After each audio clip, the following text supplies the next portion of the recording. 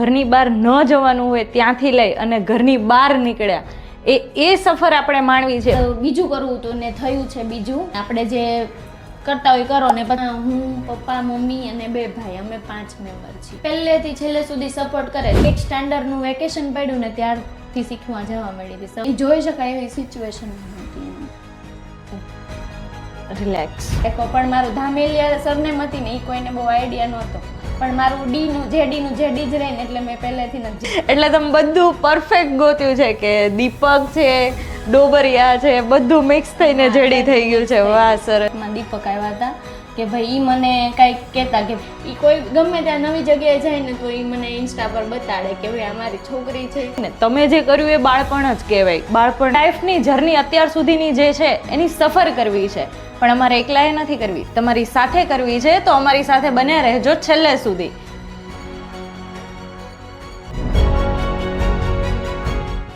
નમસ્કાર, જય શ્રી કૃષ્ણ. સ્વાગત છે આપ સર્વોનું ધ કલરફુલ લાઈફ ટોકમાં. આજે અમારી સાથે છે સુરતના જાણીતા એવા મેકઓવર આર્ટિસ્ટ જયશ્રી, કે જેમની પૂરેપૂરી લાઈફની જર્ની અત્યાર સુધીની જે છે એની સફર કરવી છે, પણ અમારે એકલાએ નથી કરવી, તમારી સાથે કરવી છે. તો અમારી સાથે બન્યા રહેજો છેલ્લે સુધી, જેમાં અમે એમની પર્સનલ લાઈફથી લઈ અને લાઈફ લેસન સુધીની દરેક વાતો કરવાના છીએ અને તમારી સાથે અમે શેર કરવાના છીએ. તો સ્ટે ટ્યુન્ડ. જયશ્રી, આજે આપણે તમારા પર વાતો કરવાની છે, તમારી લાઈફની વાતો કરવાની છે. તમને કેવું ફીલ થાય છે? થોડું મને એમ થાય છે કે હું બી મારી લાઈફને બધાની સાથે શેર કરું. જે કોઈ બી આવી રીતે આગળ વધવા માંગે છે એ બી મારી સ્ટોરી જોઈને જો ન આગળ વધતા હોય ને એને બી આગળ વધવું હોય તો એ પણ આગળ વધી શકે, ઇન્સ્પાયર થાય મારાથી. તો સૌથી પહેલાં તો હું એ કહીશ કે તમે તમારો પરિચય આપો અમને. મારું નામ છે જયશ્રી ધામેલિયા. હું એક મિડલ ક્લાસ ફેમિલીથી બિલોંગ કરું છું અને હું 12th સુધી સ્ટડી કર્યું છે, કેમ કે મારે આગળ બીજું કરવું હતું ને થયું છે બીજું, એટલા માટે. અને હું અત્યારે લાઈફમાં છું ને એનાથી હેપી પણ છું. તમે જે કીધું કે મારે લાઈફમાં બીજું કરવું હતું, આ જે કરું છું એ નહોતું કરવું, તો એ બીજું શું હતું જે તમે નથી કરી શક્યા?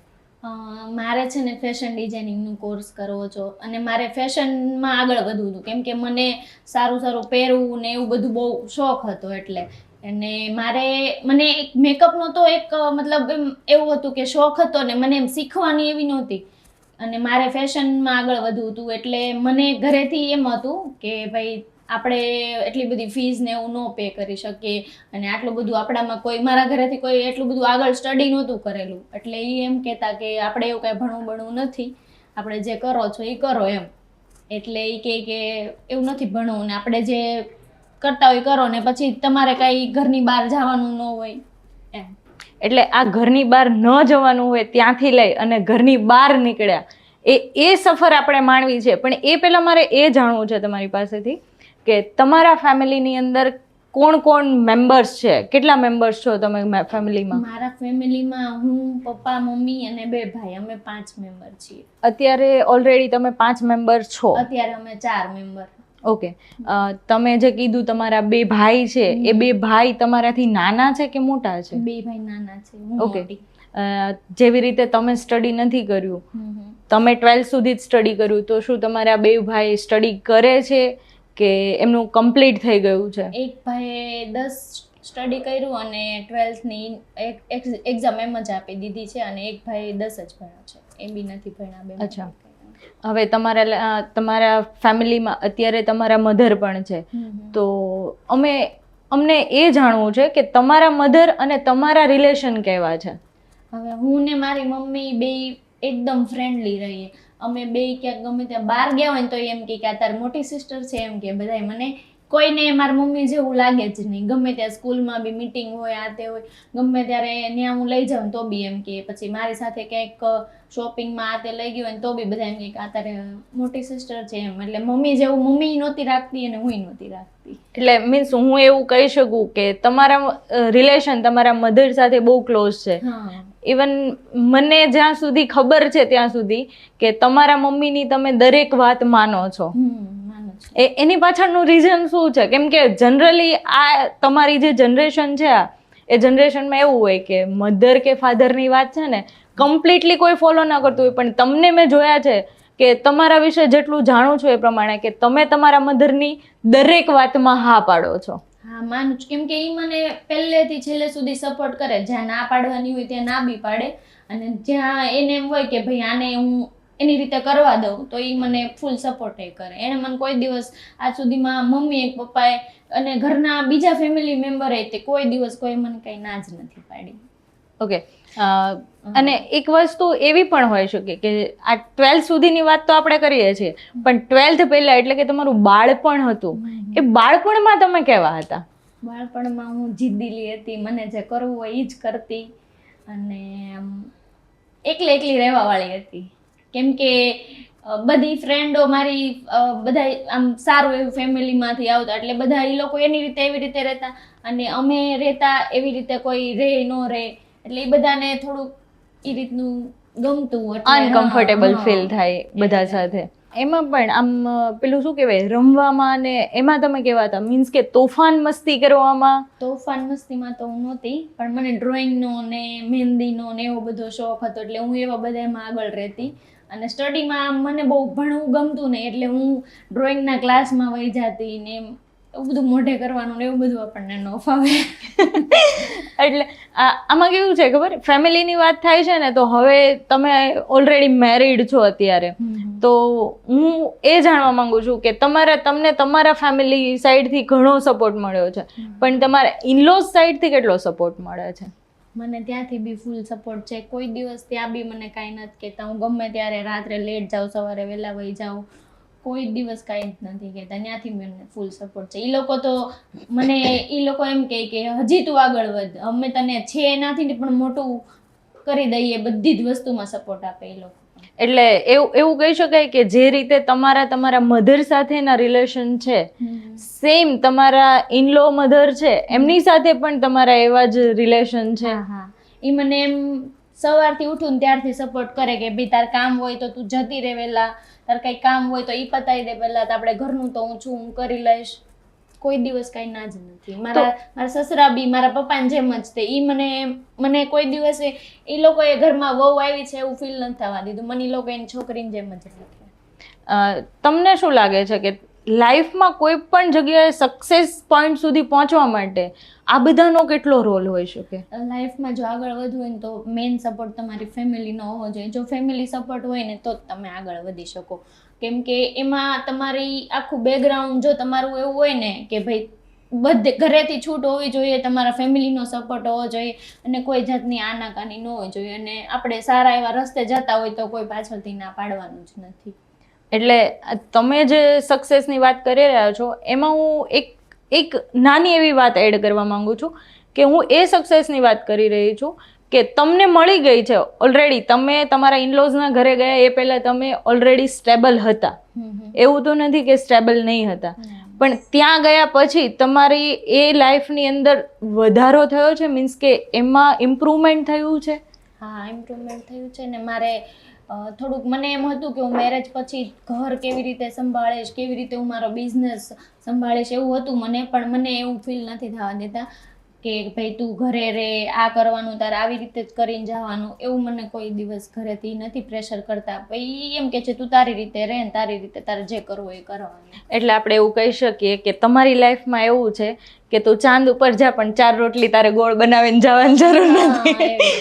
એટલે સુધી એ લોકોને તમારા પર ટ્રસ્ટ છે અને એ લોકો સપોર્ટ પણ કરે છે. ફૂલ સપોર્ટ કરે. તો સાથે સાથે એક એવા વ્યક્તિની વાત કરીએ જેણે તમને અને તમારા ઇનલોઝને જોડ્યા છે, એટલે કે તમારા હસબન્ડ. એમના વિશે તમારે શું કહેવું છે? મારા હસબન્ડ અમારે લવ મેરેજ છે, એટલે મારા હસબન્ડ પહેલાં તો મારા ઘરેથી કોઈ પહેલાં માનતા નહોતા. પછી મેં એને ધીરે ધીરે મનાવ્યા બધાને મેરેજ માટે, એંગેજ માટે. પછી અમારી સગાઈ થોડાક ટાઈમ લેટ થઈ. ઘરે ફેમિલી મનાવવી પડે એટલે ટાઈમ તો લાગે જ. પછી ધીમે ધીમે બધાને સામે લાવ્યા કે ભાઈ વ્યક્તિ આ રીતનું છે, તમે લોકો એની સાથે રહ્યો તો તમને ખબર પડે કે એ વ્યક્તિ કઈ રીતનું. બધા ખાલી ફેસ જોઈને ના પાડી દેતા કે ભાઈ તારા લાયક આ છોકરો નથી એમ. પણ મેં એવી રીતે કોઈને એવું કોઈનું માની જ નહીં. પણ મેં કીધું તમે એ વ્યક્તિ હારે રહ્યો ને તો તમને ખબર પડે કે ભાઈ એનો સ્વભાવ કેવો છે. એટલે હું એના સ્વભાવથી જ એની હારે રહું છું. અને એ મને કોઈ દિવસ ક્યાંય જ કોઈ વસ્તુની ના નથી પડતો. પહેરવા, ગમે ત્યાં જવા આવવા, કોઈ દિવસ કાંઈ જ નહીં. ફૂલ સપોર્ટ કરે. તમને એ વ્યક્તિ માટે ના પાડી હતી જ્યારે ફેમિલીએ, તો ત્યારે તમને કેવું ફીલ થતું હતું? મને એવું ફીલ થતું હતું કે નહીં જ માને એમ, ને મારે મૂકી દેવું પડશે એમ.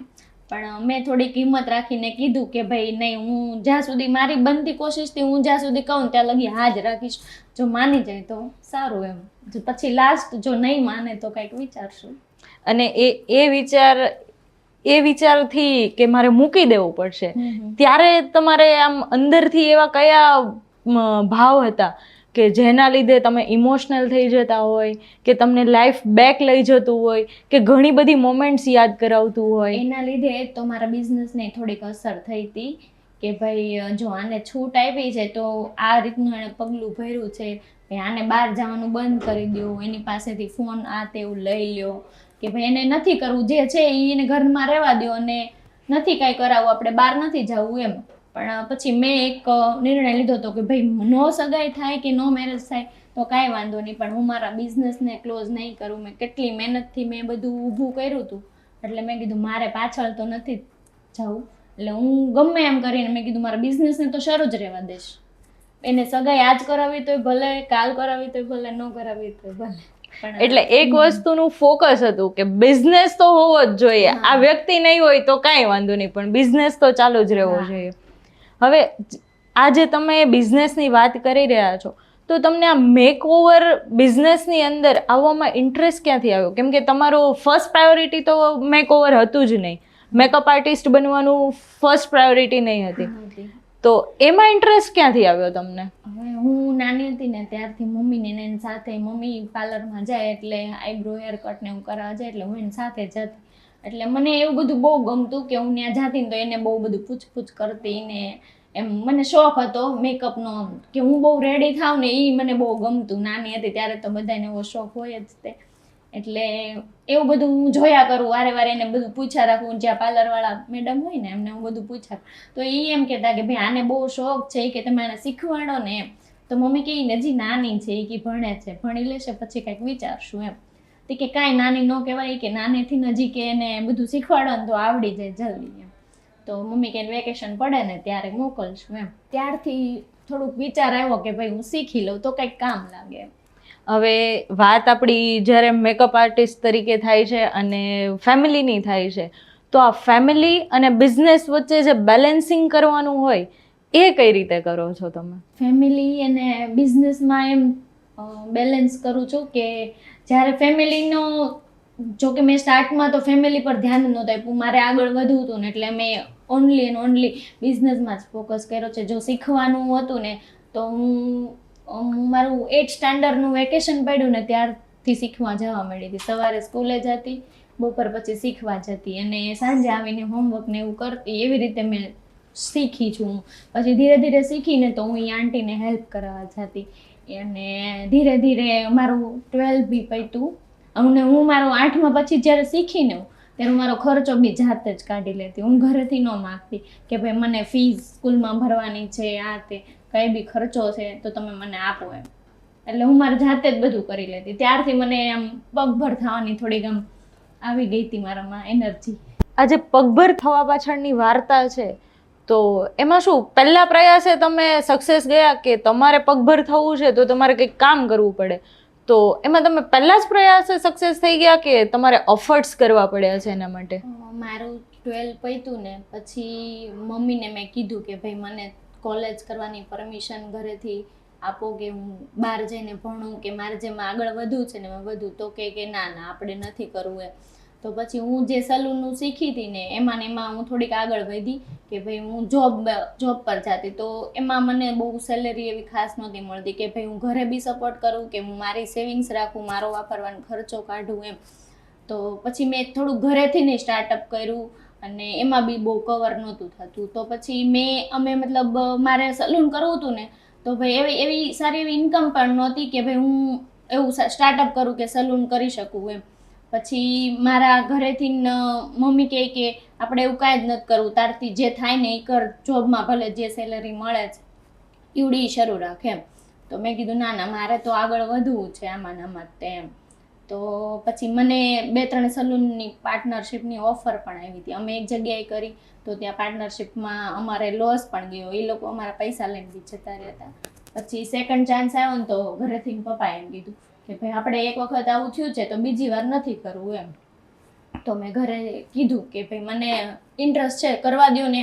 અને સામેવાળા વ્યક્તિ એમ કહેતા હતા કે ભાઈ તમને અમે તમારા પૈસા નથી ઇન્વેસ્ટ કરવાના, અમે ડાયરેક્ટ તમને પાર્ટનરશિપ આપીએ. પછી અમે થોડાક ટાઈમ વિચાર્યું કે પપ્પા કહે કે ના ના, એ કે નથી જ કરવું એમ.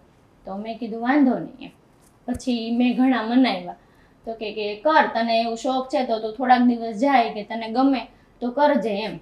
પછી અહીંયા સ્ટાર્ટ કર્યું અને 1 મહિનો થયો તો કે 1 મહિનાનું હિસાબને એવું કરતા હતા. અને મેં જ્યાં પાર્ટનરશિપ કરીને એનું સારું એવું નામ છે, આસ્થા બ્રાઇડલમાં મેં પાર્ટનરશિપ કરી હતી. તો 1 મહિનો મેં કર્યું, અમે હિસાબને એવું કરતું. તો મારા ભાગમાં અમારા બધો ખર્ચો ને એવું કાઢતા 8,000 બેના ભાગમાં આવતા હતા. ફર્સ્ટ મારી સેલેરી, કોઈ દિવસ 8,000 હાથમાં ન આવ્યા હોય ને ફર્સ્ટ ટાઈમ આવ્યા હોય એટલે આપણને કેવું લાગે એમ. તો મેં ઘરે આવીને પૈસા આપ્યા ઘરે, કે મમ્મીને આપ્યા 4,000 અને 4,000 પપ્પાને આપ્યા કે તમે વાપરો એમ. કેમ કે મારે છે ને પહેલેથી સારું એવું જીવવું અને ઘરે બી બધાને સારું એવું આમ લાઈફસ્ટાઈલ જ બધાની અલગ રાખવી હતી. તો પછી મેં પપ્પાને 4,000 આપ્યા, એને ખીચામાં નાખ્યા. અને પપ્પાને બરોબર મજા નહોતી અને તાવ ને એવું આવતું હતું. તો અમે બે બેઠા બેઠા વાત કરતા હતા કે પપ્પા સારું જ છે, આમાં આગળ વધીએ એમ. તો મેં કીધું વાંધો નહીં, કે તું વધી, કે તને સારું લાગે છે તો કર એમ. એટલે મેં કીધું સારું. તો મેં જ્યારે પૈસા આપ્યા ને થોડીક વાર થઈને તો પપ્પાને વોમિટિંગ શરૂ થઈ ગઈ. એટલે મેં કીધું આવું શું કામ થયું એમ. મેં તમે દવા કેમ નથી લેવા ગયા? પછી વોમિટિંગ શરૂ થઈ ગઈ તો પાછા બેઠા અને અચાનક પાછી બહુ જ શરૂ થઈ ગઈ. તો એમાં ઘરે પપ્પાને પેરાલિસિસ થઈ ગઈ. પછી તો એ સિચ્યુએશન જ આખી અલગ હતી કે ભાઈ ક્યાં દોડવું, અડધી રાતે ક્યાં જવું. 11:30 થયા હતા, 10-11:30 જેવું થઈ ગયું હતું. પણ એ સિચ્યુએશન જ આખી અલગ. અને મેં ફર્સ્ટ વખત મને એમ હતું કે હું સારું એવું કમાઉં ને આ બધાને સારું એવું લાઈફસ્ટાઈલ આપું, પણ મારી ઇન્કમમાં મારા પપ્પા બિચારા કંઈ વાપરે જ નહીં એમ. એટલે એમને પેરાલિસિસ થયો અને કેટલા વર્ષ એ જ પરિસ્થિતિમાં રહ્યા? બહુ લોંગ ટાઈમ નહોતો. મારે એવું હતું કે હું પપ્પાને સારી લાઈફસ્ટાઈલ આપું બરોબર, પણ જ્યારે મેં એ પૈસા આપ્યા ને ત્યારે જ બરોબર એમને દવાખાને લઈ ગઈ. પછી પપ્પાને 21 દિવસ આઈસીયુમાં રાખ્યા, પણ એમને રિકવરી કાંઈ ન આવી. અને એ સમયે અમારી પાસે એવી ઇન્કમ બી નહોતું બેંક બેલેન્સ કે નથી કાંઈ, કોઈ જાતની સગવડ નહોતી. પણ અમારા અંકલ ને દાદાની બધાને મશીન ને એવું ચાલતું હતું એટલે એ લોકો એમને બહુ સારો એવો સપોર્ટ કર્યો. અમારા ફેમિલી સપોર્ટ બી સારો હતો એટલે એ લોકો એમને બધાએ બહુ હેલ્પ કરી હતી. મમ્મી બી પહેલેથી સ્ટ્રગલ જ કરતી, મશીન ચલાવતા બંને મમ્મી પપ્પા, એટલે એ લોકો બી એની રીતે મહેનત જ કરતા. અને બધાએ જઈને અમે બહુ મહેનત કરી કે ભાઈ સારું એવું રિકવરી આવે, પણ ન આવી. 21 દિવસ રહ્યા મારા પપ્પા અને પછી ખલાસ થઈ ગયા ત્યાં. એટલે આ 21 દિવસની જે જર્ની છે એ જર્નીમાં તમે તમારા ફાધરની સાથે જ રહી શક્યા કે? 21 દિવસમાં જો પપ્પા આઈસીયુમાં હતા એટલે અમને ત્યાં અંદર જવા ન દેતા. અને હું રોજ રાત્રે એમને મળવા જતી. દિવસે તો મમ્મી આખો દિવસ રહેતી જ અને રાત્રે અમને મળવા જવા દેતા ને તો 10-10 મિનિટ જવા દેતા. એટલે હું પપ્પા પાસે જાતી ને તો હું એને જોઈ જ નહોતી કે ભાઈ હું ત્યાં જાઉં, હું વાત કરું એમ. એટલે હું બહુ જાતી નહીં. રિલેક્સ.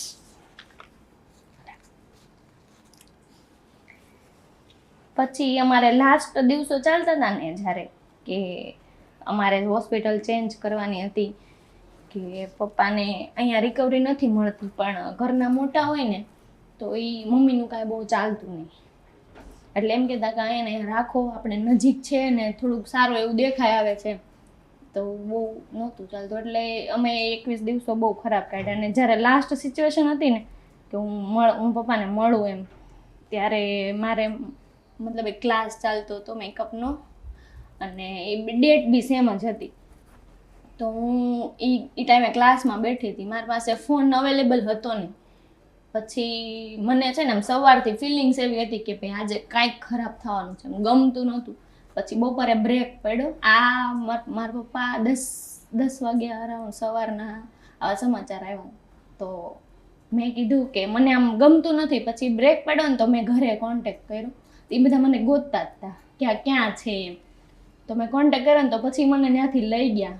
અને ત્યાં ગયા પછી તો મમ્મી ક્યાં હું એક સાઈડ એની એ કાંઈ ભાનમાં જ નહોતી કે શું કરવું એમ. અને પપ્પાની હેલ્થ સારી એવી હતી, એમ શરીરમાં એટા પણ એને તમે જુઓ ને તો આપણને એમ થાય હાડ પિંજર આખું થઈ ગયું. એટલે એ જોઈ શકાય એવી સિચ્યુએશન નહોતી એમ. અને અમે બહુ ખરાબ દિવસો જોયા હતા. એટલી એવી એજમાં એ દિવસો કાઢવાના હતી.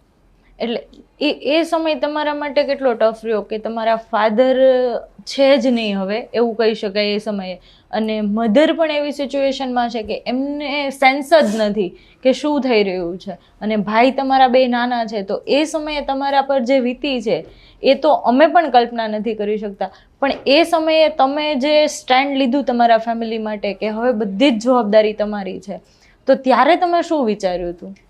ઘરેથી એવું પ્રેશર નહોતું કે ભાઈ તમે લોકો કામ કરો અને અમારું ઘર ચલાવો એમ. પણ મને એમ અંદરથી થતું કે ભાઈ હું મોટી છું ને તો મારે કંઈક કરવું પડે એમ. એટલે અને બરોબર જો પપ્પા ગયા ને એ સિઝનનો ટાઈમ હતો. અમે બહુ બધા ઓર્ડર્સ ને આ તે એવું બધું લઈને બુકિંગ લઈ લીધેલું હતું. અને એ સામે ઓર્ડરવાળા અમને સામેથી કહેતા કે ભાઈ તમારી આવી સિચ્યુએશન છે, તમારથી નહીં થાય ને એટલે અમે બીજા લોકોને કરી દઈએ. પછી મેં મમ્મીને વાત કરી કે મમ્મી આવી રીતના કોલ આવે છે. કે ના તમ તારે હું ઘરે બધાને જવાબ આપી દઈશ, તું તારી રીતે કર કે એમ, તારે જ્યાં જવું હોય ત્યાં તું જા એમ. એટલે મમ્મીએ કોઈ દિવસ મને પહેલેથી ના જ નથી પાડી અને એને ફૂલ સપોર્ટ કર્યો મને કે ભાઈ તું તારું કામમાં અટકાયત ન કરે, ઘરે કે જે પૂછશે ને એને હું જવાબ દઈ દઈશ. અને એવી રીતે પછી આગળ વધ્યા છીએ. અને ઘરેથી બંને ભાઈ એની રીતે જે મહેનત થાય એ કરતા, મારી રીતે હું જે થાય એ કરતી, અને મમ્મી બી મશીન ચલાવીને એની રીતે એ મહેનત કરતી. અને એ પપ્પા ગયા ને ત્યારે અમારું એક સપનું હતું કે ભાઈ અમે રહેતા ને એ આખો એરિયો વીક હતો. તો અમારે એવી ઈચ્છા હતી કે ભાઈ અમે સારા એવા ઘરમાં રહેવા જઈએ અને ત્યાં એક સારું એવું જીવીએ એમ. તો મેં મમ્મીને એમ કીધું. પછી પપ્પા ગયા ને પછી મેં એમ કીધું કે ભાઈ જ્યાં સુધી આપણે ઘરનું મકાન નહીં થાય ત્યાં સુધી હું મેરેજ નહીં કરું. અને હું એમ બી જાય છે નહીં ક્યાંય નહીં જાઉં એમ, કે કાંઈ કોઈ બી આડાવડું પગલું નહીં ભરવું એમ. તો હવે એ સપનું તમારું પૂરું થઈ ગયું કે ઘરના મકાનમાં રહેવા જઈશું ને ત્યારે હું મેરેજ કરીશ. તો શું એ સપનું તમારું તમે સાકાર કરી લીધું? હા, જો અમે સારો એવો ફ્લેટ રાખી લીધો અને બે ભાઈ પણ હવે બિઝનેસમાં વેલ સેટ છે એની રીતે, પછી જ મેં મેરેજ કર્યા છે. અત્યારે બંને ભાઈને તમારા પર કેટલો પ્રાઉડ છે? બંને ભાઈને બે ભાઈ એમ કે મને મેરેજ છે ને પછી મને તમે કહેવા માંડ્યા. એટલે જ્યારે ફર્સ્ટ ટાઈમ મને એને એમ કીધું ને કે બેન તમે ઘરે આવો, ત્યારે મારથી રોવાઈ ગયું કે ભાઈ મને એ એટલું માન આપે છે એમ. તો એ ભાઈ બહેન વચ્ચેના સંબંધો કેવા છે? જે ખાટી મીઠી નોકઝોક હોય, આપણે બાળપણમાં જેની સાથે ઝઘડતા હોઈએ, એ મીઠી યાદો તમારી કેવી છે ભાઈઓ સાથેની? ભાઈ બહેનમાં તો અમારે એવું હતું, અમે બહુ ઝઘડતા. અને અમારું ઘર નાનું હતું ને એટલે એક જ રૂમમાં બધા રહેતા, એટલે ટીવી માટે બહુ ઝઘડીએ, કાંઈક વસ્તુ માટે ઝઘડીએ. અને પપ્પા એને લઈ દે ને તો મને ન લઈ દેતા, અને મને લઈ દે ને તો એને ન લઈ દેતા. એટલે એવું બધું બહુ સ્ટ્રગલ લાઈફ છે કે ભાઈ અમુકને કાંઈક કોકની પાસે સારી વસ્તુ જોઈને તો અમે ઘરે આવીને કહેતા કે ભાઈ અમને આ લઈ દો ને, તે એમ કહેતા કે ના આપણે નથી લેવું. એટલે અમે વસ્તુ માટે બી તરસેલા છીએ એમ. એટલે એ જે તમને તરસ છે ને વસ્તુ માટેની, એ તરસે તમને આ સક્સેસ બતાવી કે પછી કંઈ બીજું ફેક્ટર પણ કામ કરે છે? પપ્પાના ગયા પછી તો એક ડ્રીમ હતું કે ભાઈ મમ્મીને સારું એવું જીવન એને આપવું છે, બરોબર. અને હવે એ મશીને મમ્મી છે ને લગભગ મારી એજની હતી ને ત્યારથી મશીને જ એ કામ કરે ને ઘર ચલાવતી ને પપ્પા બી ચલાવતા. એટલે મારે એને એવું હતું કે મારે એના કામ બંધ કરાવી દેવું છે અને એને શાંતિથી રોટલી ખાઈને એવી મારે એને લાઈફસ્ટાઈલ આપી છે, બરોબર. એટલે મેં નક્કી કર્યું કે મારે છે ને ગમે એમ કરીને સારું એવું ઇન્કમ આવે ને એવું કામ કરવું છે. મારે થોડા ઘણા પૈસા નહીં, મારે સારા જ પૈસા કમાવા છે. ગમે છે ને ગમે એવી મહેનત કરીશ, રાત દિવસ એક કરીને મહેનત કરીશ એમ. અને મારે લાસ્ટ મુમેન્ટે જે પાર્ટનરશિપ હતી ને, હું ત્યાં રાત દિવસ જોયા વગર મહેનત કરતી ને કામ કરતી, અને મેં બહુ સારું એવું લેવલ બી અપ કર્યું હતું, મેં નામ કમાણું બધું જ. એ લોકોનું બી મતલબ એ આસ્થા બ્રાઇડલ હતું એમનું બી ને મેં નામ આગળ લાવી હતી, બધું જ મેં બહુ જ મહેનત કરી હતી. હવે એ લોકો આજે પણ તમારા સંબંધો આસ્થા બ્રાઇડલ સાથે એવા ને એવા જ છે? હા, એમને બી કાંઈ બી સપોર્ટની જરૂર હોય ને તો હું કોઈ દિવસ એને ના નથી પાડતી. હું કોઈ દિવસ ગમે ત્યારે એને જરૂર હોય ને ત્યારે અડધી રાત્રે બી મને કોલ કરે ને કે ભાઈ તારે કાલે વર્ક કરવાનું છે, તો હું એને ઓન ટાઈમ આપી દઉં છું. સરસ. એટલે તમે ત્યાંથી એક ફ્રેન્ડશિપ પણ બિલ્ડ કરી છે, માત્ર બિઝનેસ નથી કર્યો. હા. તો આજે તમારી બિઝનેસ લાઈફ છે, ગ્લેમરસ લાઈફ જેને કહેવાય, એની વચ્ચે અને તમારી પર્સનલ લાઈફ વચ્ચેનું બેલેન્સ કેવું રહે છે? જેમ કે ક્યારેક આપણને પોતાને બ્રેક જોઈતી હોય આ બધી વસ્તુમાંથી, પોતાના માટે સમય જોઈતો હોય, તો એ તમે આપી શકો છો? મેં મારી લાઈફને છે ને કોઈ દિવસ બ્રેક નથી આપ્યો. જ્યાં સુધી મને એમ હતું ને કે મારે સારું એવું ઇન્કમ શરૂ ન થઈ જાય ને ત્યાં સુધી મેં કે બીજે ધ્યાન નથી આપ્યું. અને સારી એવી ઇન્કમ શરૂ થઈ ગઈ ને ત્યારે મારી લાઈફમાં દીપક આવ્યા હતા કે ભાઈ એ મને કાંઈક કહેતા કે ભાઈ ચાલ આપણે બહાર આંટો મારવા જઈએ, કે આજે રજા રાખી દે તું એમ. તો ત્યારે હું બ્રેક લેતી. બાકી મેં કોઈ દિવસ ઘણા 4-5 વર્ષ કાઢ્યા પણ મેં કોઈ દિવસ બ્રેક નથી લીધી. સન્ડે હોય ને તો બી મેં મારો બિઝનેસ સ્ટાર્ટ રાખ્યો જ. કોઈ બી રજા હોય, ફેસ્ટિવલ હોય, કાંઈ બી હોય, મેં ઘરે પછી ટાઈમ આપવાનું બંધ કરી દીધું. ઓનલી ફોકસ જ મારા સલૂન પર મેં રાખ્યો હતો. આ બધાની વચ્ચે તમે તમારી લાઈફને આમ એક ફન વે કહેવાય ને, એવી મુમેન્ટ્સ તમે તમારી લાઈફમાં આપી છે ખરા પોતાની જાતને? નથી આપી મેં. તો એવી કોઈ પળો તમને યાદ છે કે તમે ખુલીને હસ્યા હોય અને હસતા હસતા પણ આંખોમાં આંસુ આવી ગયો હોય? કહેવાય ને કે આ હરખના આંસુ કહેવાય, એવી રીતે આમ બહુ ખુશી થઈ હોય ને ખૂબ હસ્યા હોય. એવું હું છે ને ક્યારેક મારા બા દાદાને જોઉં ને ત્યારે હું ફીલ કરું. અને હું જ્યારે આ બધામાં આગળ વધી ગઈ ને થોડી સક્સેસ થઈ ગઈ ને ત્યારે મારા ફેમિલી બધાને બહુ હતું કે અમારા જયશ્રી બહુ આગળ વધે છે. મમ્મીના ને એના બી એના રિલેટિવ્સમાં પણ બધે મારું માન બહુ હતું કે ભાઈ આની ભાણકી બહુ સારું એવું કામ કરે છે. અને બધા પ્રાઉડ કરતા મારી ઉપર કે એ બહુ આગળ વધી છે ને હવે એની લાઈફમાં આગળ છે, કે ભાઈ આના પપ્પા ગયા પછી એ લોકો બધા હવે સેટ થવા માંડ્યા, છોકરા મોટા થતા જાય છે. અને આ એક મારે એ વાત પણ તમને પૂછવી છે કે હું તમને જયશ્રી કહું છું અત્યારે, બટ મેં એવું સાંભળ્યું છે કે લોકો તમને જેડીના નામથી ઓળખે છે, તો એની પાછળ શું છે? હવે મેં જ્યારે પાર્ટનરશિપ કરી ને આસ્થા બ્રાઇડલમાં, પછી મેં ત્યાં 2.5-3 વર્ષ સુધી કામ કર્યું. પછી ત્યાંથી અમારા થોડાક સંબંધો એવા હતા ને એટલે મેં લીવ તો લઈ લીધી, પણ હજી જો કે અમે સાથે છીએ. અને પછી મેં મારું ખુદનું સ્ટાર્ટઅપ કર્યું, કેમ કે અમારે ઓર્ડર્સ ને એવું બધું બેકમાં લેવાઈ ગયેલું હતું, એટલે ઓન ટાઈમે ગમે ત્યાં અમારે સ્ટાર્ટ કરવું પડે એવું હતું. પછી મારી સરનેમ ધામેલિયા હતી અને એટલે મેં મારી સરનેમથી જ સ્ટાર્ટ કર્યું કે ભાઈ મારે બીજું કંઈ નામ નથી રાખવું, એટલે જયશ્રી ધામેલિયાનું શોર્ટ ફોર્મ જેડીના નામથી સ્ટાર્ટ કર્યું. એટલે મને જયશ્રી કોઈ કહે ને તો મને થોડુંક એજવાળું નામ લાગે, એટલે હું કોઈને જયશ્રી કહેવા ન દઉં, એટલે બધા મને જેડી જ કહે. અચ્છા, તમે જ તમારા નામને શોર્ટ ફોર્મમાં કન્વર્ટ કર્યું છે કે લોકો તમને જેડીથી ઓળખે? અને જેડી હવે છે ને આમ બદલાવા જેવું નથી. હવે મારા મેરેજ થઈ ગયા ને તો ત્યાં બી સરનેમ ડોબરિયા છે અને મારા ફ્રેન્ડ્સનું નામ બી દીપક હતું, તો બધી રીતે ડી મેચ થઈ જતો હતો. એટલે બધાને એમ હતું કે ભાઈ દીપક સાથે છે ને એટલે એને ડી રાખ્યો, પણ મારું ધામેલિયા સરનેમ હતી ને એ કોઈને બહુ આઈડિયા નહોતો, પણ મારું જેડીનું જેડી જ રહે ને એટલે મેં પહેલેથી જ જેડી જ રાખ્યું. અરે વાહ, ખૂબ સરસ વિચાર છે આ કે જેડીનું જેડી જ રહેવું જોઈએ. એટલે તમે બધું પરફેક્ટ ગોત્યું છે કે દીપક છે, ડોબરિયા છે, બધું મિક્સ થઈને જેડી થઈ ગયું છે. વાહ, સરસ. હવે આજે બધું જ તમારી સાથે બની રહ્યું છે, તમારી લાઈફમાં આટલી બધી કોમ્પ્લિકેશન્સ છે, તો એમાં તો મને એવું લાગે છે કે બચ્ચાઓ જ્યારે નાના હોય ને, તમે જે કર્યું એ બાળપણ જ કહેવાય, બાળપણમાં જ આ બધું શરૂઆત થઈ છે, તો ત્યારે છે ને એક બાળક હોય ને એ નેગેટિવિટીમાં આવી જાય, તો એને હટાવીને તમે પોઝિટિવિટી કઈ રીતે મેન્ટેન રાખી? પોઝિટિવમાં તો એવું હતું કે મારી મમ્મી છે ને મને ફૂલ સપોર્ટ કરતી. હું ગમે ત્યારે ઘરે જાઉં ને તો મેં ખાઈને એમ ડીશ પણ આઘી નથી મૂકી અને હું કાંઈ કામ બી ન કરાવતી, કેમ કે આખો દિવસ થાકી ગયો. એટલે મમ્મી એમ કહેતા કે કાંઈ નહીં, ભલે ને જે કરે એ કરે છે ને એમ એની રીતે એમ. અને મેં મમ્મીને પહેલેથી કીધું હતું કે ભાઈ મને છે ને ઘરે શાંતિ, હું ઘરે આવું ને તો મને થોડીક શાંતિ લેવા દેવાની, તમારે બધાને હેરાન નહીં કરવાની, તમારે બધાને જે કરવું એ કરવાનું, પણ મને કોઈ રોકટોક નહીં કરવાની, કાંઈ કહેવાનું નહીં એમ.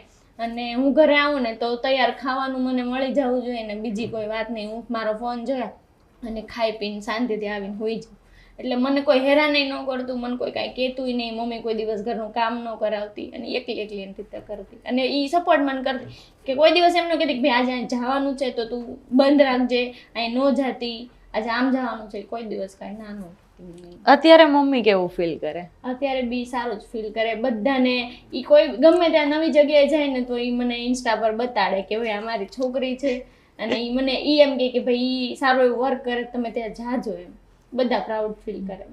જેડી આપણે બધી જ વાત કરી, તમારી પર્સનલ લાઈફની વાત કરી, તમારા ચાઇલ્ડહુડની વાત કરી, તમારા મધર ફાધર બધાની વાત કરી, પણ એક વસ્તુ રહી ગઈ છે અને એ છે તમારી બ્યુટીની વાત.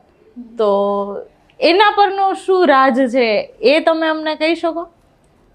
મારી સ્કિન કે બ્યુટી હું કોઈ જાતનું કેર કરતી નહોતી.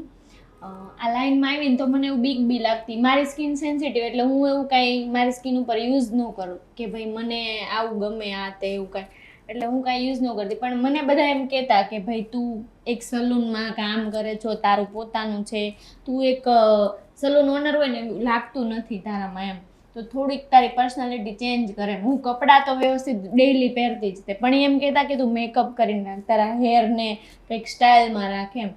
તો મેં બધાની વાતને થોડોક ટાઈમ ઇગ્નોર કરી કે હું કાંઈ કરતી નહીં, એટલે મને બહુ ગમતું નહીં મારા પર જ કાંઈ કરવું. પછી મેં થોડો વિચાર કર્યો. બધા હું બેઠી હોઉં ને મારા સલૂનમાં તો આવીને એમ પૂછે કે ઓનર કોણ છે, એટલે મેં કીધું કે હવે કંઈક કરવું પડશે એમ. એટલે પછી મેં ધીરે ધીરે મારા હેરમાં સ્ટાઇલ કરવાનું શરૂ કર્યું. પછી ધીરે ધીરે મેકઅપ કરવાનું સ્ટાર્ટ કર્યું કે ભાઈ નહીં હવે મારે મેકઅપ કરીને બહાર જવું પડશે, કે ક્યાંય બી જાઉં તો હું મેકઅપ કરીને જઈશ કે રેડી થઈને જઈશ. અને ધીરે ધીરે એવી રીતે બહાર કોઈ બી જગ્યાએ જાઉં ફંક્શનમાં તે તો હું મારી રીતે મારી નેચરલિટી રહી એવી રીતે હું રેડી થઈને જતી. તો આ જે ગ્લેમર લાઈફ છે, જેમ કે આ તમારું જે મેકઅપની વાત કરો છો, તો એને અને કોન્ફિડન્સને કેટલો સંબંધ છે? ફૂલ કોન્ફિડન્સ તો મને એટલો જ છે કે હું જે કરીશ ને એ સારું કરીશ અને હું કંઈ ખરાબ થવા દઈશ જ નહીં, એટલો કોન્ફિડન્સ રાખું. એટલે હું એવું પૂછવા માંગુ છું કે તમે સારા દેખાતા હોય ત્યારે તમને કોન્ફિડન્સ વધારે હોય કે મેકઅપ ન કર્યો હોય અને તમે હાઇલાઇટ ન થતા હોય ત્યારે પણ કોન્ફિડન્સ સેમ લેવલ પર જ હોય, એવું હોય ખરા? પર જ રાખતી હું મારો કોન્ફિડન્સ, કે હું એવી વ્યક્તિને એવી રીતે ન એને જજ કરું કે ભાઈ આ સારી નથી દેખાતી તો એ વ્યક્તિ સારી હશે કે નહીં હોય એમ. કેમ કે મારો પાર્ટનર જ એવી રીતે છે, બરોબર, કે ભાઈ જો ઈ થોડોક બ્લેક બ્યુટી છે કે ભાઈ બધા મને એમ કહેતા કે ભાઈ આવો છોકરો તને કેમ ગમે છે એમ, કે ભાઈ તું કેટલી સારી છો, તારું લેવલ તો જોઈએ, કોઈ તને તો જોઈએ એવું તને મળી જશે એમ, તો શું કામ આવા છોકરા સાથે રહે છો, એની સાથે તારે મેરેજ કરવા છે એમ. પણ મેં કીધું નહીં, હું એવું નથી જોતી, હું એનો નેચર જોઉં છું, એ કેવી રીતે કેર કરે છે, બસ એ જ હું જજ કરું. તો એવું પણ બન્યું હોય ખરા કે તમારી સગાઈ થઈ ગઈ પછી તમને કોઈ એવું સજેસ્ટ કર્યું હોય કે ભાઈ એને જવા દે ને તને આના કરતાંય સારું મળશે? હું મારી સગાઈ થઈ ને પછી 2 દિવસ પછી સલૂન સ્ટાર્ટ કર્યું તો બધા મને આવીને કહેતા કે ભાઈ કોંગ્રેચ્યુલેશન તારી સગાઈ થઈ ગઈ. પણ ઘણા જે રેગ્યુલર કસ્ટમરો હોય ને એ મને એમ કહેતા કે જેડી તે આવા છોકરા શું કામ સગાઈ કરી એમ, મને એમ કહેતા કે કંઈક સારો એવો. અને મને એવું મારું ડ્રીમ હતું કે ભાઈ હું ગમે ત્યારે દીપક જ્યારે મારી લાઈફમાં નહોતા ને ત્યારે એવું ડ્રીમ હતું કે ભાઈ હું કોઈક બહાર છોકરો હોય ને એની સાથે મેરેજ કરીશ ને બહુ સારી એવી લાઈફ જીવીશ એમ. અને મને બહાર જવાનું તો એક ડ્રીમ જ હતું મારું. તો બધા મને એમ કહેતા તારે આવું બધું હતું, તું મારા કસ્ટમર મારા ફેમિલી ટાઈપ હતી, હું બધાને બધું શેર કરું. એટલે મને એમ કહેતા તું આવું બધું બોલતી ને ક્યાંથી કે આવું બધું ઘડીકમાં સગાઈ કરી નાખીને એમ. એટલે મેં કીધું ના ના મને બહુ સાચવે છે અને મેં કીધું મને એ ગમે ત્યાં જાઉં ને એટલે મને કોઈ દિવસ એ કાંઈ ના ન પાડે એમ, કે કોઈ દિવસ એમ ન કે ભાઈ આમ નહીં કરવાનું ઓલું નહીં કરવાનું અને મારે કેરે કરે. હું ખાવું પીવું ને હું ન ધ્યાન રાખું, મેં કીધું એ મારું ધ્યાન રાખે. બસ મને એવા વ્યક્તિની જરૂર હતી ને એ મને મળી ગઈ છે. એટલે એવું ક્યારેય બન્યું કે તમારી સગાઈ પછી એમ કીધું હોય કે ભાઈ તોડી નાખ ને? હા, એવું મમ્મીએ જ કીધું હતું, કોઈ બીજું નહીં પણ મમ્મીએ જ એવું કીધું હતું કે થોડાક રિલેટિવના લીધે મને એવું કીધું હતું મમ્મીએ કે ભાઈ આપણે નથી રાખવી, મૂકી દઈએ એમ. લવ મેરેજ હતા એટલે ફેમિલી બધા જ માની જાય એવું જરૂરી તો નથી, થોડા હોય કે ભાઈ નથી માનતા એમ. પછી મમ્મીએ એમ કીધું કે મૂકી દઈએ. તો મમ્મીને મારા સાસુએ સમજાવ્યા કે ભાઈ છોકરા રાજી રહે ને એમ કરાય, એમ કે એ જે એને મન દુઃખ ન થાય ને એવું કામ કરીએ. હવે તમે કે તમારે જે નો તમને મળતું હોય ને તમને કેવું દુઃખ લાગે એમ. હવે છોકરા આટલો ટાઈમથી હારે રહે છે અને હવે આપણે એમ કહીએ ભાઈ નથી રહેવું, તો એ કે એ કાંઈક કાલ ઉઠીને કાંઈક ખરાબ પગલું ભરે એની કરતાં જે છે એ રહેવા દે, એવી રીતે સમજાવ્યું. થોડોક સમય પાછો કાઢ્યો અને પાછા મમ્મી માની ગઈ અને પછી મેરેજની વાત આવી. એટલે અલ્ટિમેટલી તમારા લાઈફમાં એવું તો થયું કે દરિયાની વચ્ચે ઊભા રહ્યા અને પછી એમ કીધું મમ્મીએ કે હવે હલેસા મારવાનું બંધ કરી દે, રહેવા દે જ્યાં છો ત્યાં. હવે એમાંય તમે જે દીપક સાથે તમારા જે હસબન્ડ છે એમની સાથે જે સમય પસાર કર્યો, સગાઈ પહેલાની વાત કરું છું, એમાં એવી કોઈ ફન મોમેન્ટ છે કે જે તમને હજુ યાદ આવે ને તમને હજુ હસવું આવતું એ વાત ઉપર? હા, એવી છે. ફર્સ્ટ અમારી મિટિંગ જ એવી હતી કે ભાઈ હું ને દીપક બે ખાલી વાત કરતા, ચેટિંગ ઓનલી, મળ્યા નહોતા અમે. જ્યારે એ મને ફર્સ્ટ ટાઈમ મળ્યા ને ત્યારે, જો કે અમારે એવું લવ જેવું હતું પણ નહીં, ત્યારે જસ્ટ ફ્રેન્ડ જ હતા. ત્યારે ફર્સ્ટ ટાઈમ અમે મળ્યા ને તો મને કે ફટાફટ નીચે આવી કે હું તને કાંટો મરાવા લઈ જાઉં એમ. મેં કીધું હું તારી સાથે હું કામ આવું એમ.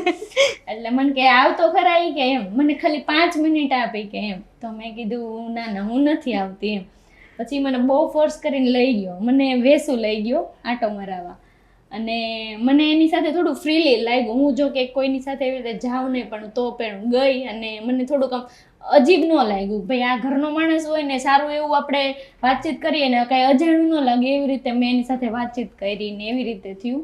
અને આ મારી લવ સ્ટોરીની ફર્સ્ટ મિટિંગ જ હતી, ત્યાંથી જ અમારો લવ સ્ટાર્ટ થયો. અચ્છા, હવે તમે તમારી બ્યુટીની વાત તમે તમારા માટે તો કરી, પણ તમે બીજી ગર્લ્સને બ્યુટી ટિપ્સ આપવા માંગતા હોય તો તમે શું કહો? બીજી ગર્લ્સને બ્યુટી ટિપ્સ આપવા માટે હું એમ કહું કે ભાઈ લોકો સ્કિન કેર કરે, પોતાની સ્કિનને બેલેન્સ રાખીને જ કરે ને ભાઈ એનો ખર્ચો એટલો બધો ન થાય ને એવી અમે બહુ બધી વસ્તુ એ લોકોને સજેશન આપીએ. અમે જે છોકરીઓને ઓછા બજેટમાં શીખવું હોય ને એ લોકોને શીખવીએ પણ.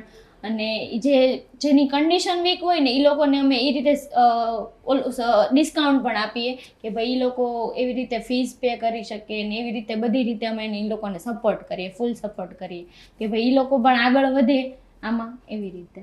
એટલે અલ્ટિમેટલી તમે બીજાને પણ એવું કહી શકો ખરા કે તમારે પણ આ ફિલ્ડમાં આગળ વધવું જોઈએ એમ? હા, શ્યોર.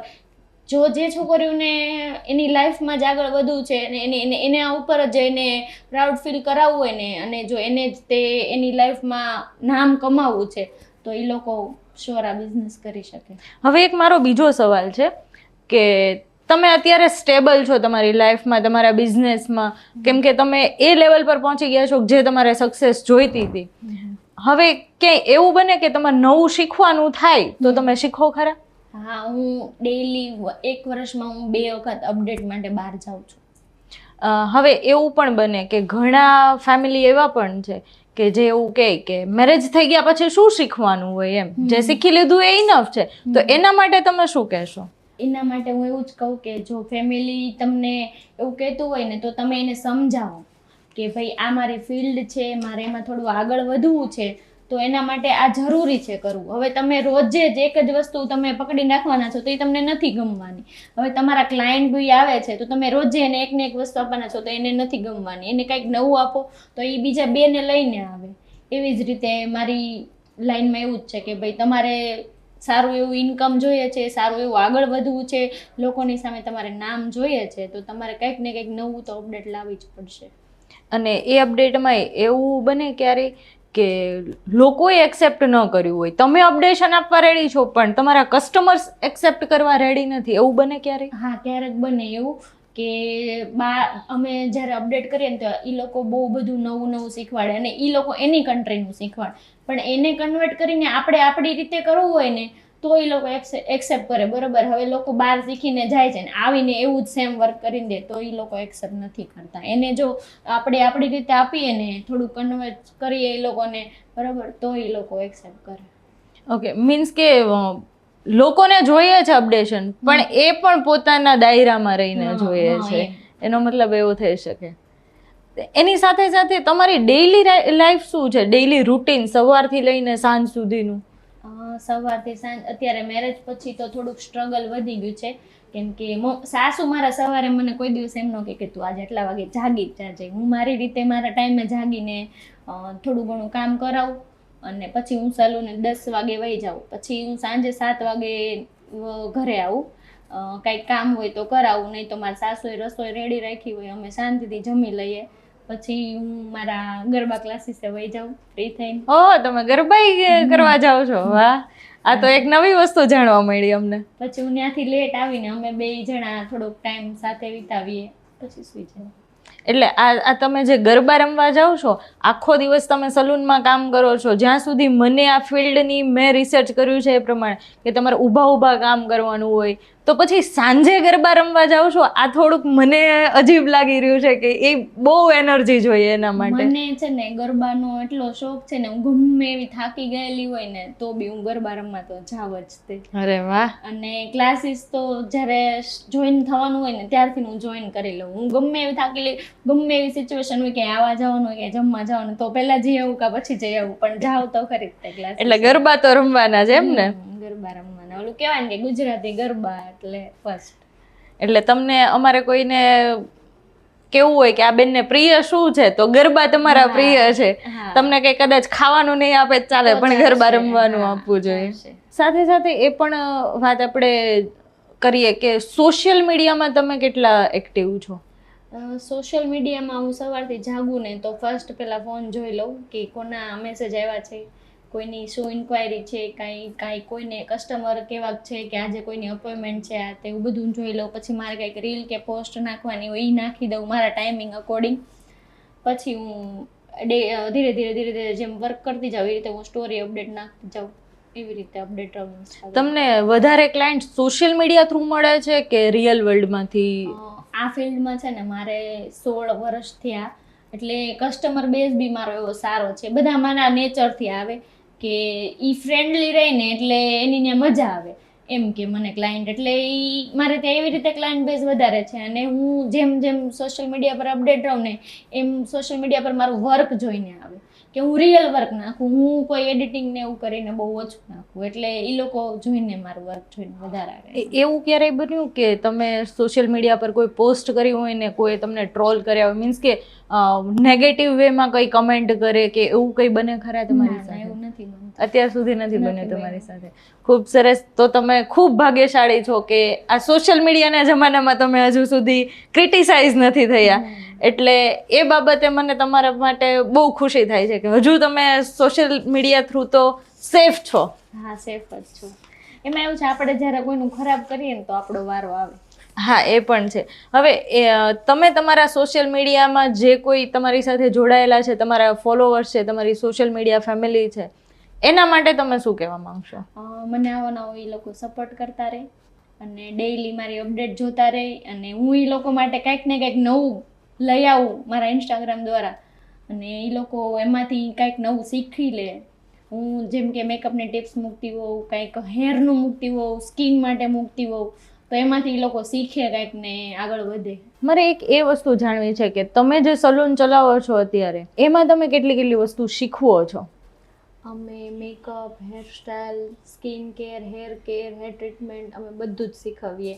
અને જે છોકરીઓના પપ્પાને એવું ન હોય ને એ લોકોને અમે રેડી પણ કરી આપીએ, ફ્રીમાં રેડી કરી આપીએ. અને જે છોકરીઓને મતલબ હજી નાની હોય ને એ લોકોને શીખવું હોય ને તો એ લોકોને ખાલી વસ્તુના પૈસા લઈને બાકી ફ્રી કોર્સ એમને બી કરાવીએ છીએ. એટલે એમાં તમને કેટલી મજા આવે? મને એમ થાય કે ભાઈ મારી સિચ્યુએશન એ હતી ને એટલે એ લોકો હું ફીલ કરી શકું કે ભાઈ એને કેવી રીતે એને શીખવું હોય ને એમની પાસે પૈસા નથી ને એ લોકો કઈ રીતે પાછળ છે હજી અને એને આગળ કઈ રીતે આવું, એના માટે હું એ લોકોને ફ્રીમાં નોલેજ આપું. હવે ત્યાંથી એક આપણે સ્વિચ કરીએ કે મારે એક પ્રશ્ન એ પૂછવો છે કે અત્યારે બહુ બધા લવ ઉપર ડિસ્કશન થાય છે. જ્યાં જુઓ ને ત્યાં સોશિયલ મીડિયા ખોલો ને તો લવ ઉપર ડિસ્કશન ચાલુ હોય. તો એમાં ક્યાંક એવું પણ બને છે કે સાથે હોય બે વ્યક્તિ અને એક વ્યક્તિને થોડી ફાઇનાન્શિયલ પ્રોબ્લેમ થાય ને તો પણ એ સંબંધો પૂરા થઈ જાય છે. તો એના પર તમે શું કહેવા માંગો છો? હું એના પર એમ કહેવા માંગુ છું કે જો તમારામાં આવડત હોય ને તો જ પ્રેમ કરો, અને પ્રેમ કરો ને તો એવા વ્યક્તિ સાથે કરો કે જે એનું તમે કાંઈ જોતા નથી, બેકગ્રાઉન્ડ નથી જોતા કે ભાઈ એને સારું ઘર છે, બંગલા છે, ગાડી છે, એ બહુ બહુ પૈસા કમાય છે, આ તે કોઈ બી એ વ્યક્તિને જુઓ અને એનું આજે સારો સમય છે તો કાલે ખરાબ હશે અને એ ખરાબ સમયમાંથી એ કેવી રીતે બહાર આવશે કે તમે એને સપોર્ટ કઈ રીતે કરો છો એ રીતે તમે એને જોઈને આગળ વધો. અને આજે એની પાસે વસ્તુ છે જો તમે જાઓ અને કાલે એ નથી તો તમે એને છોડી દો. એ વસ્તુ આ લવમાં નથી આવતી. તમે જો પ્રેમ કરો છો તો તમે એને છેલ્લે સુધી નિભાવવાની તમારામાં તાકાત હોવી જોઈએ. એવી રીતે પ્રેમ કરો. તમે તમારી જાતને કેટલો પ્રેમ કરો છો? હું મારી જાતને તો ખૂબ જ પ્રેમ કરું છું. ફર્સ્ટ પ્રાયોરિટી મારી જાતને હું આપું. અને એ પ્રેમમાં કેવી કેવી વસ્તુઓ આવે કે જેમ કે પોતાને ફર્સ્ટ પ્રાયોરિટી આપવી એટલે કે કોઈ તમારું ઇન્સલ્ટ કરે તો તમે ચલાવી લ્યો ખરા? બિલકુલ ન ચલાવવું. મને સપોઝ કે મારા હસબન્ડે મને કંઈ કીધું હોય ને કે ભાઈ મારા સાસુ સસરા બેઠા હોય ને ક્યારેક ભાઈ મારી કંઈક ભૂલ થઈ હોય ને કીધું હોય તો બી હું એને કહી દઉં કે તમારે મને જે કહેવું હોય એ પર્સનલમાં કહી દઉં. કોઈની સામે મન ન કહ્યું. મને બહુ જ હર્ટ થાય. કોઈ બી મને કાંઈ બી એને ખબર ન હોય સામેવાળા વ્યક્તિને કે ભાઈ આને ખોટું લાગશે, મને જો એનાથી બોલાઈ ગયું હોય એટલે મને બહુ હર્ટ થાય. અને એ હર્ટ થાય ત્યારે તમે એ સિચ્યુએશનને કેવી રીતે હેન્ડલ કરો છો? જો એવું થાય ને તો હું ઘડીક બોલવાનું બંધ કરી દઉં, થોડીક નર્વસ થઈ જાઉં અને કોઈ સાથે ઘડીક બોલું નહીં, કાંઈ ન કરું. જ્યાં સુધી આમ મનને શાંતિ ન મળે ત્યાં સુધી કોઈને બોલાવું જ નહીં. મેં એકલી એકલી રહું અને કાંઈ ન યાદ આવે ને એટલે મંદિરે વહી જાઉં. આ તમે મંદિરની વાત કરી છે તો તમને કયા ભગવાન સૌથી વધારે પ્રિય છે? મને ભોળાનાથના મંદિરે હું બહુ જતી, પણ જ્યારથી પ્રેમ થયો ને ત્યારે રાધા કૃષ્ણના મંદિરે વધારે જાઉં અને મારા મંદિરમાં રાધા કૃષ્ણને વધારે પ્રાયોરિટી આપું અને એને સાચું, બહુ સાચું એને. એટલે રાધા કૃષ્ણ એટલે તમે એવું કહેવા માંગો છો કે રાધા કૃષ્ણ એટલે પ્રેમની મૂર્તિ એમ?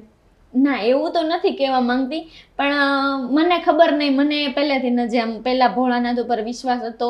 એમણે મને મારો પ્રેમ મને એણે જ આપ્યો છે અને હવે એણે પ્રેમ આપી દીધો ને એટલે મને એમ થાય કે હવે હું કૃષ્ણ ભગવાનને માનું ને વધારે એની સાથે હું કાંઈ બી મને એવું થતું હોય ને કે ભાઈ મારા જ આ વાત શેર કરવી છે, હું કોઈને કહી નથી શકું એમ, તો હું મંદિરમાં સામે ઊભી રહીને એને કહી દઉં વાત.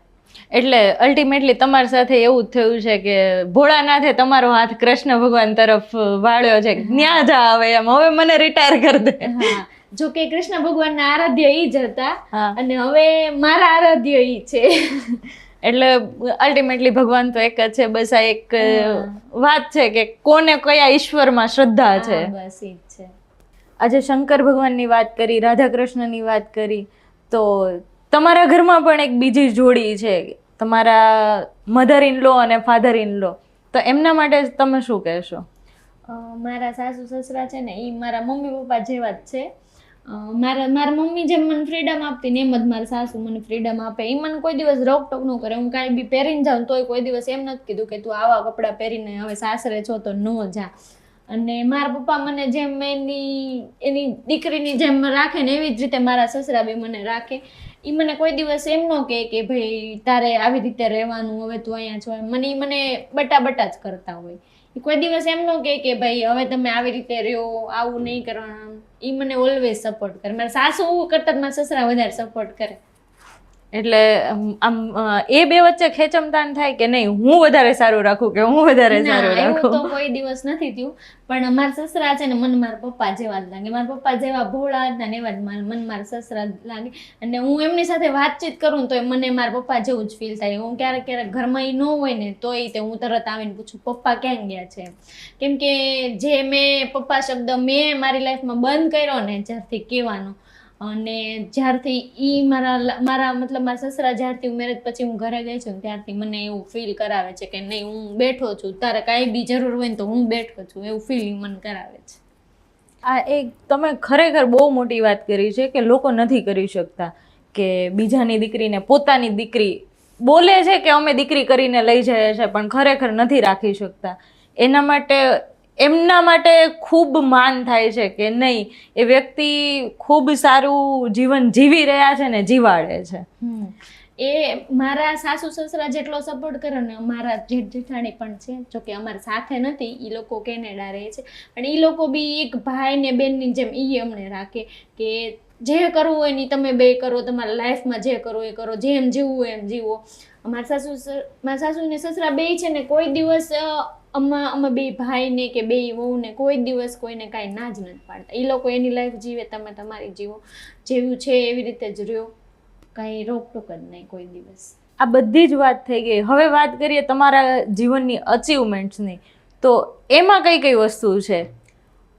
રિસેન્ટલી તે હું ઇન્ટરનેશનલ સર્ટિફિકેટ માટે ઘણી મહેનત કરતી હતી કે ભાઈ મને બી એક લેવલ અપ કરવું છે.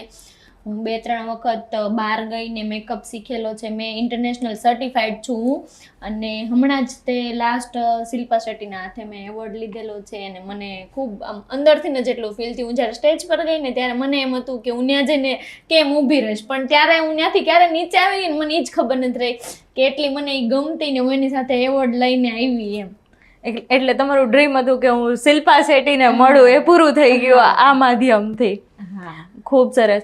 અને સાથે સાથે એ પણ અમારે જાણવું છે, તમે લોકોને અમારા ધ કલરફુલ લાઈફ ટોક પોડકાસ્ટના માધ્યમથી શું કહેવા માંગો છો? આ માધ્યમથી હું લોકોને એક જ વસ્તુ કહેવા માંગુ છું કે આજની દીકરી હોય કે આજની વહુ હોય, એમને ફેમિલી સપોર્ટની ખૂબ જરૂર છે લાઈફમાં આગળ વધવા માટે. એમને કંઈક કરી બતાવવું છે એમાં આગળ વધવા માટે. તો પ્લીઝ તમે કોઈ બી વ્યક્તિ હોય તમારા ઘરમાં, વહુ હોય કે દીકરી હોય, એમને ફૂલ ફેમિલી સપોર્ટ આપો અને એ આગળ વધે એવું તમે એમને લાઈફમાં આગળ વધારો. JD, thank you so much કે તમે અમારી સાથે જોડાયા અને અમારા લિસનર્સને કંઈક નવી વાતો સંભળાવી. એના માટે તમારો આભાર. તમારી લાઈફની જર્નીમાં અમને સહભાગી બનાવ્યા એના માટે પણ તમારો આભાર. આ હાર્ડવર્કથી લઈ અને સક્સેસ સુધીની સફરમાં કેટલી વસ્તુઓ ભાગીદાર બની છે. Believe in your self and family support, આ બંને મેઇન વસ્તુ હતી. એની સાથે સાથે કંઈક નવું શીખતા રહીએ, રોજ નવું શીખતા રહીએ અને હંમેશા હસતા રહીએ. Thank you.